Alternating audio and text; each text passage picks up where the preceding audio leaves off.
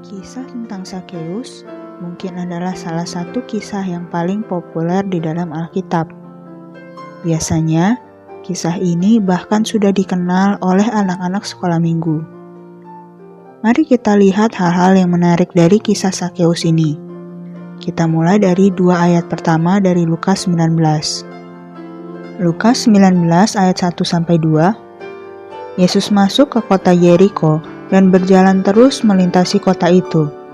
Di situ ada seorang bernama Sakeus, kepala pemungut cukai, dan ia seorang yang kaya. Pemungut cukai adalah salah satu profesi yang dianggap hina pada masa itu. Pemungut cukai pada masa itu adalah orang Yahudi yang bekerja bagi kaum penguasa Romawi dengan memeras uang dari sesama bangsa Yahudi. Mereka dipandang sebagai orang-orang yang korup dan rendah. Sakeus bukan hanya sekedar pemungut cukai. Dia adalah kepala pemungut cukai, orang yang paling dekat dengan kaum penguasa Romawi. Wajar jika dia kaya, tapi mungkin dia dicap sebagai pengkhianat kelas kakap, yang terkorup dari semua koruptor, orang berdosa kuadrat. Mari kita lihat ayat selanjutnya. Lukas 19 ayat 3-4. Ia berusaha untuk melihat orang apakah Yesus itu. Tetapi ia tidak berhasil karena orang banyak, sebab badannya pendek. Maka berlarilah ia mendahului orang banyak, lalu memanjat pohon ara untuk melihat Yesus yang akan lewat di situ. Sakeus adalah orang kaya, namun kekayaannya tidak menjadi zona kenyamanannya. Sakeus bertubuh pendek, dan ada banyak orang di hadapannya. Tapi itu tidak menghalanginya untuk mencari Tuhan. Dengan kakinya yang pendek, dia berlari mendahului orang banyak. Dengan tubuhnya yang pendek itu, dia memanjat pohon ara, hanya untuk melihat Yesus. Manusia adalah makhluk yang unik. Jika mereka benar-benar ingin melakukan sesuatu, mereka akan berusaha keras mencari jalan keluarnya. Jika mereka tidak ingin melakukan sesuatu, mereka akan menemukan 1001 alasan untuk tidak melakukannya. Sakeus punya banyak alasan untuk tidak melihat Yesus. Saya kan orang berdosa. Saya kan dipandang rendah oleh orang-orang. Saya badannya kan pendek, pasti terhalang banyak orang. Lagi pula buat apa susah payah, hidup saya kan sudah enak, sudah banyak uang. Tapi dia tidak seperti itu. Bagaimana dengan kita? Apakah kita mau mengerahkan upaya terbaik kita untuk sebuah pertemuan dengan Yesus? Atau kita justru mencari-cari berbagai macam alasan untuk tidak usah repot-repot mencari Tuhan? Mari kita lihat ayat selanjutnya. Lukas 19 ayat 5-6. Ketika Yesus sampai ke tempat itu, ia melihat ke atas dan berkata, "Sakeus, segeralah turun, sebab hari ini aku harus menumpang di rumahmu." Lalu Sakeus segera turun dan menerima Yesus dengan sukacita. Yesus menyapa Sakeus ketika dia mengerahkan upaya terbaiknya. Yesus berkata, "Hei Sakeus, ayo turun, aku harus segera ke rumah kamu." Yesus tidak berkata begini, "Hei orang berdosa, bertobat kau. Kalau hidupmu sudah benar, baru aku mau ke rumahmu." Kita melihat bahwa Sakeus sendiri pun langsung merespon dia turun dari pohon dan sangat bersukacita. Tapi mari kita lihat bagaimana reaksi semua orang ketika melihat hal itu. Lukas 19 ayat 7. Tetapi semua orang yang melihat hal itu bersungut-sungut. Katanya, dia menumpang di rumah orang berdosa. Apakah orang-orang itu bersukacita karena Sakeus bertemu dengan Yesus?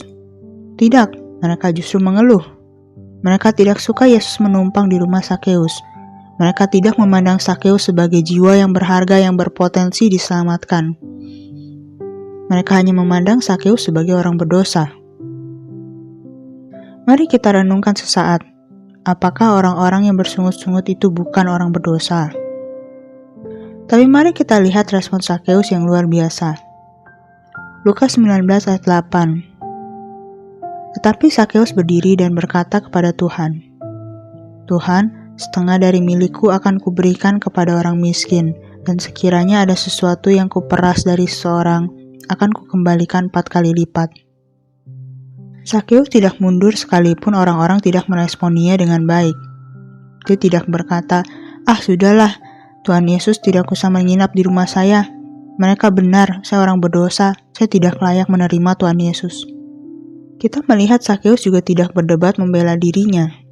Dia langsung mengambil tindakan nyata sebagai bukti pertobatannya. Lalu kita melihat seperti apa reaksi Tuhan Yesus dalam Lukas 19 ayat 9-10. Kata Yesus kepadanya, "Hari ini telah terjadi keselamatan kepada rumah ini, karena orang ini pun anak Abraham. Sebab anak manusia datang untuk mencari dan menyelamatkan yang hilang." Apakah saudara rindu mencari Tuhan, tapi merasa tidak layak? Mari lihatlah Sakeus. Apakah saudara merasa sebagai orang yang lebih benar dari orang-orang berdosa di sekitar saudara? Mari lihatlah semua orang yang bersungut-sungut saat itu. Kita semua bisa belajar menjadi lebih baik di dalam Tuhan. Amin. Saudara sekalian, si Semalanti membawakan cerita yang Zakeus ini luar biasa. Ini kita bisa melihat sifat Yesus begitu luar biasa. Tuhan Yesus datang ke dunia ini bukan mencari orang yang sempurna. Tuhan Yesus datang ke dunia ini bukan mencari orang yang kaya raya. Tuhan Yesus datang ke dunia ini mencari orang yang mau membuka hatinya dan katakan, "Ya Yesus, saya orang berdosa, saya mau bertobat." Dan dia tidak menghakimin. Nah, inilah sifatnya Yesus dan hatinya Tuhan.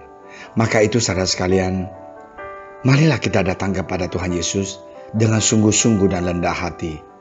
Dan ngaku di hadapan Dia, "Aku butuh pertolongan Engkau ya Tuhan. Engkau tidak menghina saya. Biarpun orang dunia menghina saya." Seperti Zakeus, dia bisa aja menganggap bahwa teman-temannya semuanya menghina dia karena dia orang jahat. Orang yang memeras orang. Ya, tapi satu hal, Tuhan hanya melihat orang yang mau bertobat, yang mau mengaku kesalahannya. Dan Tuhan tetap kasih kita second chance, yaitu kesempatan yang kedua kali. Mari kita sama-sama berdoa. Terima kasih Tuhan Yesus atas firman Engkau dan cerita yang begitu luar biasa. Biarlah Tuhan kami bisa menjadi anak Engkau yang Tuhan Yesus bisa diterima, bisa dimaafkan oleh Engkau Tuhan Yesus, dan menjadi manusia yang baru. Dalam nama Engkau Tuhan Yesus, terima kasih Tuhan.